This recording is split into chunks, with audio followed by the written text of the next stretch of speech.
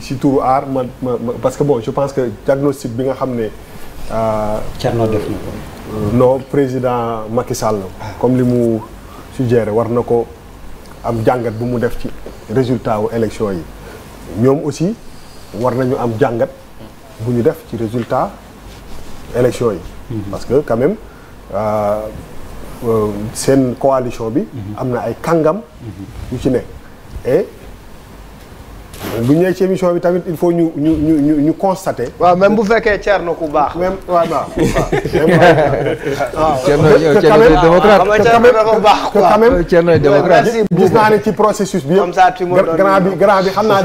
grand bul tëb nag kii ma mais damay wax rek grand Moustapha Diakhaté door na leen ay clin d'œil yu bëri. non dama leen a faral ñoom. waaw xaaral il a même dit. voilà exactement léegi tey jii nii ñu dem élection président Macky Sall war na ci am jàngat mais yéen aussi balaa ngeen di wax président Macky Sall war na ci am jàngat yéen war ngeen ci am jàngat. parce que quand même je le conçois personnellement en termes de résultat comme une défaite je m'explique tey jii nii tu prends Pape Djibril Fall qui commence une carrière politique qui a un député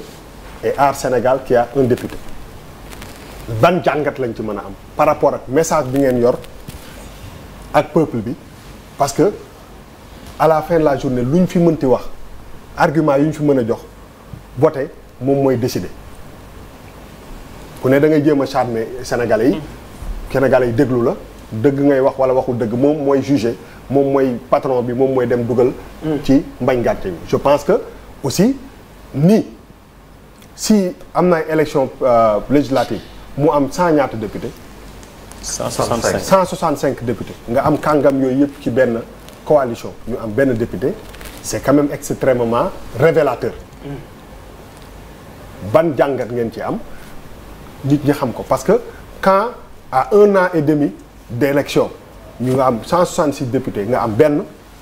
say chance tey vous êtes une coalition et tout le monde ñëpp a ngi naan coalition yi après day ku nekk day demal sa bopp ndegam lu 5 mënul atteindre am ci ñaar sax bu kenn bëggee jóg pour gagner kii boo xoolaatee dëggantaan c'est presque impossible à moins que mu nekk un truc boo xam ne c'est venu d'ailleurs mais ci prévision fait quelque chose d'impossible parce que ñun aussi ñi nga xam ne nekkuñu ci politique il faut aussi ñu am jàngat boobu ci ñi nga xam ne ñëpp dañuy aspirer à nous diriger est-ce que aussi jotul benn moment parce que fii koo xool bu amul parti am na mouvement am na organisation boo xam ne dañ koy conjuguer ci première personne du singulier maanaam je ba pare parce que je bi mooy tax boo xoolee ci ginnaaw du am bëri nit tur nit ki mooy gën a nekk ci kanam et ci ñu ci gën a bëri c'est des gens qui viennent quand même de yenn parti politique yi wala ñi am benn frustration par rapport ak état wala xuloo kii dem beru dem def benn affaire moom moo fi kii ñooñu ñëpp est-ce que toutes ces prétentions yu nit yooyu am jotul aussi ñi nga xam ne dañuy aspirer à nous diriger que ñu teg seen bopp ci kii balance ñu peser seen bopp parce que tout le monde ne peut pas avoir peut-être 10 députés nga xool un peu évaluer est-ce que c'est pas le moment que ñenn ñi peut-être que identifier wu à des gens yi nga xam ne peut-être que même principe yi la ñu am benn peut-être kii ñu mën a am doole boobu parce que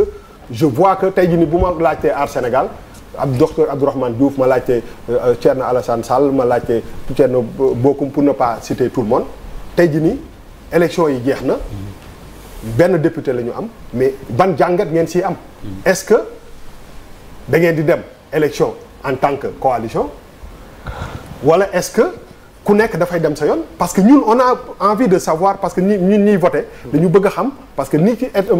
président Macky Sall wi ki yeewi di kiiwee benn bokk yaakaar di ko jàlle waa ñoo serviteurs yi yéen noonu ngeen ko war a jàngatee aussi balaa ngay laaj kenn pour mu jàngat boppam yow aussi da nga war a jàngat sa bopp est-ce que def nañ ko est-ce que cette coalition là ah parce que honnêtement pour man échec la échec honnêtement yaakaaroon nañ naa ni tey jii nii dinañu def benn benn saut ñu bëri loo xalaatoon nañu ñu am benn député su fekkee ni du affaire njuuj njaaj lan moo ngeen foog ni moom mooy raison bi pour que kii balaa ñuy interroger président Macky Sall yéen ñi fi toog dañ leen interroger ban avenir pour aar Sénégal parce que c'est quand même dafa lajj bu méttee parce que bi aar Sénégal ñëwee c'était ñun ñii yëpp troisième force bi lañ ko doon wax après gars yi ne du Yewwi Askan Wi moo fi nekk parce que ay kàngam ñoo fa nekk mais soo jëlee Yewwi Askan Wi qui est votre adversaire de l'opposition directe dañuy wax ñun sénégalais lañ c'est-à-dire que aujourd'hui bi ngeen di kee aar Sénégal la perception bi man am ñu bëri am ko mooy que am na beneen force bu jóg et je pense que même si biiru waxu Thierno Bocoum il fait allusion à des accusations qui venaient pour ne pas citer de nom de Yewwi Askan Wi parce que peut-être que non pas de Yewwi Askan Wi mais non mais Yewwi Askan Wi si am na non Thierno non un leader de Yewwi Askan Wi pas Yewwi Askan Wi c'est différent non Thierno xam nga tuddoo tur tudduma tur waaw mais non déggoo ma ne la tudduma tur dafa mel ni nga ne famille Ndour ne Bouba Ndour si famille Ndour bi laa bokk juñu day na bari bu ñu dugg ci ay détails mais dama ne tey jii nii loolu si c'est argumentaire ça vous a peut-être fait mal wala si côté en tout cas engouement nit yi est-ce que ça a porté ses fruits même si c'est peut-être un coup sur la ceinture quand même c'est quelque chose peut-être qui a fonctionné mais maintenant yéen jàngat bi ngeen di am mooy que est-ce que aar Sénégal je parle pas de l'argumentaire wala dina seen xam-xama wala seen parcours est-ce que côté électoral est-ce que avoir un député sur 166 nan ngeen 165 benn la rek 165 damay génne li nga fi wax semaine bii de ci groupe voilà non c'est-à-dire on l'interpelle ban jàngat parce que da ngeen donc parce que damay daaneel parce que da question de contribution parce que da ngeen lajj bu méttee non dëgg la il faut que ñu relever ok léegi c'est bon amul problème s'il vous plaît Thierno on va évacuer la question mais après on retourne quand même à la question principale